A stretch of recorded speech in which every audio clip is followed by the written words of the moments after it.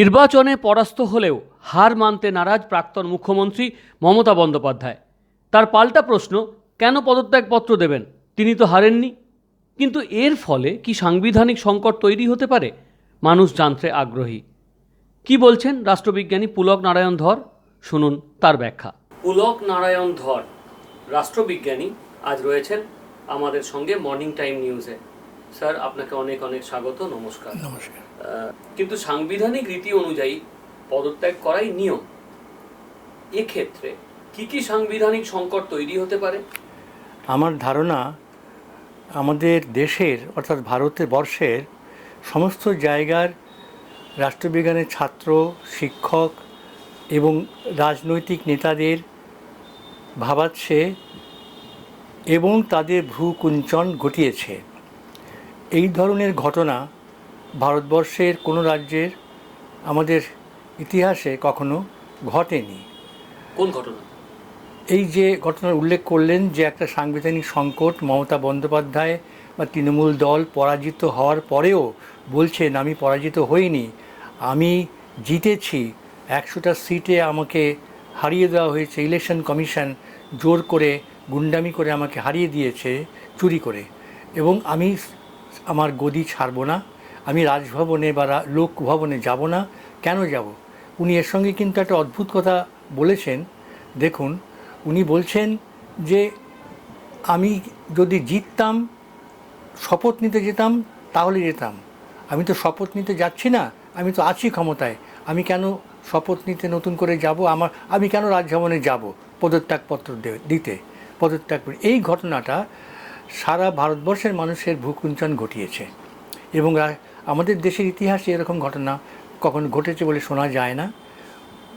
একটা ছোট্ট গোলমালের মতন হয়েছিল যখন প্রফুল্লচন্দ্র ঘোষ প্রথম মুখ্যমন্ত্রী ছিলেন আমাদের বিধান রায়ের আগে, স্বাধীনতা পরবর্তীকালে। তখন একটা এই ধরনের একটা স্কিরমিশ যাকে বলে উদ্ভব হয়েছিল, কিন্তু সেটা সাংবিধানিক কোনো সংকটের সৃষ্টি করেনি। এখন মমতা বন্দ্যোপাধ্যায় বা তৃণমূলের এই প্রাক্তন মুখ্যমন্ত্রী, পশ্চিমবঙ্গ সরকারের প্রাক্তন মুখ্যমন্ত্রী যেটা করলেন সেটা অভাবনীয় ঘটনা। এটা আমার মনে হয় তার পক্ষে করাই সম্ভব এরকম। এখন সাংবিধানিক সংকট কতটা হয়েছে এটা হচ্ছে প্রশ্নটা এই প্রথমেই আমি নাকচ করে দিয়ে এটা বলে, এখানে কোনো সাংবিধানিক সংকট সৃষ্টি হয়নি, হবে না, মনে হচ্ছে হবে, কারণ এই ধরনের ঘটনা কখনো আগে কেউ দেখেনি ঘটতে। এটা সাংবিধানিক সংকট নয়, কনস্টিটিউশনাল ক্রাইসিস নয়, এটাকে বলা যায় কারণ মেন্টাল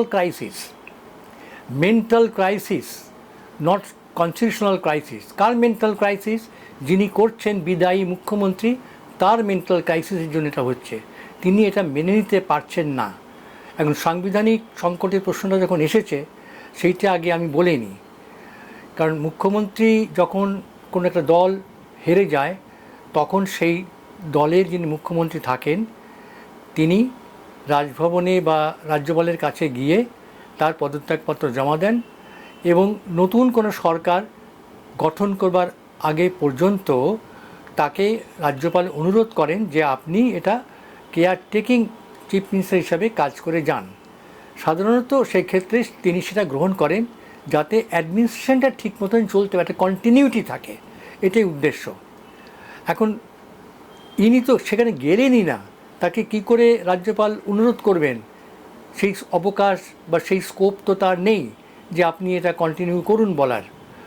কিন্তু তিনি যে এটা করলেন তার ফলে কি হলো, এই জায়গাটাতে যে ভ্যাকুমটা তৈরি হলো, কি করে সেটা নিরসন ঘটবে, তার সেটা পূরণ হবে কি করে?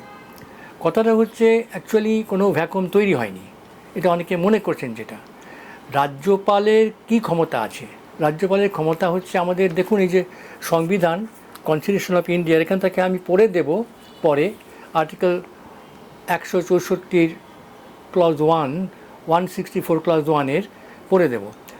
রাজ্যপাল এই মুখ্যমন্ত্রীকে এবং তারই পরামর্শে অন্যান্য মন্ত্রীদের নিয়োগপত্র দেন। রাজ্যপাল মুখ্যমন্ত্রী তৈরি করেন, অ্যাপয়েন্টমেন্ট দেন, appointed by the chief minister is appointed by the governor, এবং তারই অ্যাডভাইসে বা উপদেশে অন্য মন্ত্রীরা মন্ত্রী হন, রাজ্যপাল তাদের অ্যাপয়েন্টমেন্ট দেন।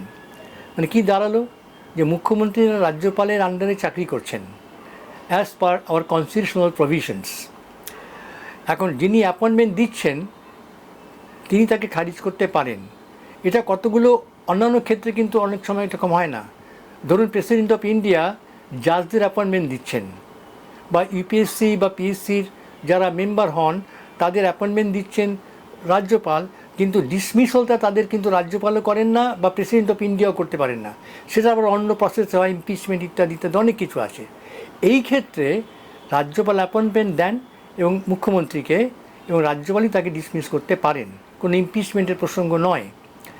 এখন রাজ্যপাল তাকে অ্যাপয়েন্টমেন্ট দিয়েছেন, তিনি যদি রেজিগনেশন না দেন ডিফিটের পরেও, পরাজয়ের পরেও, তাহলে রাজ্যপাল তাকে ডিসমিস করতে পারেন। কথাটা হচ্ছে যে রাজ্যপাল বা গভর্নর তাকে যে ডিসমিস করবে কখন করতে পারে এইটে।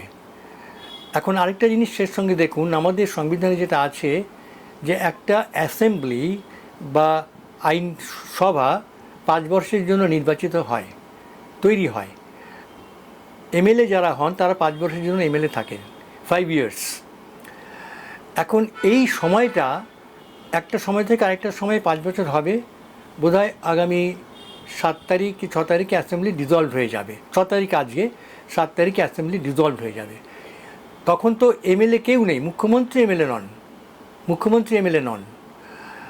এখন ওই রেজলিউশনের পরে নতুন এমএলএরা শপথ নেবেন এবং মুখ্যমন্ত্রী নতুন একজন হবেন। এখন রাজ্যপাল ডিজলভ হয়ে গেলে তো অটোমেটিক্যালি তিনি মুখ্যমন্ত্রীও থাকছেন না, এমএলএই নন। রাজ্যপাল তাকে অ্যাপয়েন্টমেন্টও দিলেন না। আর আপনি কেয়ারটেকিং মিনিস্ট্রিতে থাকুন বা আপনার কেয়ারটেকিং চিফ মিনিস্টার হন, এটা রাজ্যপাল বলবার কোনো সুযোগও পেলেন না, তাহলে হবেন না কেউ, সেখানে নতুন কাউকে করবেন। আর রাজ্যপাল কাকে মুখ্যমন্ত্রী করতে পারেন এই প্রসঙ্গটা আসি আগে। রাজ্যপাল যে কোনো লোককে যে কোনো সময় মুখ্যমন্ত্রী করতে পারেন। তিনি এমএলএ হলেও করতে পারেন, এমএলএ না থাকলেও করতে পারেন, ইলেক্টেড নন এমন লোককে করতে পারেন, প্রোভাইডেড অবশ্য যেটাই যে 6 মাসের মধ্যে তাকে আবার নির্বাচনে জিতে এসে তার মন্ত্রিত্ব বা মুখ্যমন্ত্রিত্ব রাখতে হবে। মুখ্যমন্ত্রী যে এমএলএদের মধ্যে থেকেই হবেন এমন নয়, বাইরে থেকেও হতে পারেন। পরে তিনি আবার বিধানসভায় আসবেন। এটাও কি একটা প্রথা বিরুদ্ধ বা একটা দৃষ্টিকটু এরকম নয়? রাষ্ট্রবিজ্ঞানের দৃষ্টি থেকে কি বলবেন? হ্যাঁ, এটা সংবিধানের দিক থেকে যেটা বলতে চাইছি এইটাই দাঁড়াচ্ছে, মানে আমি প্রতিপন্ন করার চেষ্টা করছি যে সাংবিধানিক ক্রাইসিস কিছু হয়নি এতে। এই যে প্রশ্নটা ছিল না, বা মানুষের মধ্যে আছে ক্রাইসিস, কনস্টিটিউশনাল ক্রাইসিস হচ্ছে কি না, গভর্নমেন্ট হবে কি না, এটা কোনো ক্রাইসিস হয়নি। এটা সিম্পল একটা প্রসিডিউরাল ব্যাপার, যে প্রসিডিউরাল ব্যাপারটাতে মমতা বন্দ্যোপাধ্যায় বিদায়ী মুখ্যমন্ত্রী বা প্রাক্তন মুখ্যমন্ত্রী তিনি একটু গোলমাল করার চেষ্টা করেছেন মাত্র। এটা ক্রাইসিস হয়নি। ক্রাইসিসটা তাহলে টেকনিক্যালি ক্রাইসিস কিনা তাও নয়। রাজ্যপাল যে কেউকে করতে পারেন, এটা তার হাতে আছে, সুতরাং কোনো গভর্নমেন্ট আটকাবে না, কোনো কিছু আটকাবে না। সুতরাং নিরসন করবার চেষ্টার ব্যাপার কিছু নেই, রাজ্যপাল করে দিলেই হয়ে গেল। এটাই কথা হচ্ছে। এইখানে আপনি যে দ্বিতীয় প্রশ্নটা রাখলেন, সাপ্লিমেন্টারি কোয়েশ্চেনটা, সেটার উত্তরটা আমি দিচ্ছি। তার আগে এটা বলি যে রাজ্যপাল মুখ্যমন্ত্রী যাকে করবেন তিনি সেই দিন থেকে মুখ্যমন্ত্রিত্বের ভারটা নেবেন। মমতা বন্দ্যোপাধ্যায় থাকুন বা না থাকুন কিচ্ছু এসে যায় না, মানে প্রাক্তন মুখ্যমন্ত্রীর কোনো ভূমিকা এখানে কিছু মাত্র নেই। সুতরাং কনস্টিটিউশনটা এইবারে আপনি যেটা জিজ্ঞেস করলেন যে কার্টিসির কথাটা, এটা পলিটিক্যাল কার্টিসি, কালচারাল ব্যাপার, কনস্টিটিউশনাল কার্টিসি, সংবিধানের প্রতি তার মান্যতা, শ্রদ্ধা, এই সব ব্যাপারগুলো কিন্তু এই যে ঘটনাটা ঘটছে বা ঘটালেন বিদায়ী বা প্রাক্তন মুখ্যমন্ত্রী, এটা একেবারে ভয়ঙ্কর রকমভাবে নীতিবিরুদ্ধ একটা বিষয়। সংবিধান এই দিক থেকে সংবিধানের স্পিরিটের বিরুদ্ধে গেছে। এটা সংবিধানে এমন কোনো প্রভিশন নেই যে তোমাকে গিয়ে রেজিগনেশনটা দিতে হবে এবং উনি বললে তুমি কাজটা করো, এরকম কোনো প্রভিশন নেই। সুতরাং এটা বলা যায় যে সংবিধান বিরোধী কিছু নয়, কিন্তু এটা যে সংবিধানের স্পিরিটের বিরোধী, সংবিধান ভাঙবার জন্য যে একটা প্রচেষ্টা এবং দেখানো যে সংবিধানটা ঠিক মতন ব্যবহৃত হচ্ছে না, আমার এগেনস্টে যাচ্ছে, এইটে দেখানোটাই তার উদ্দেশ্য ছিল।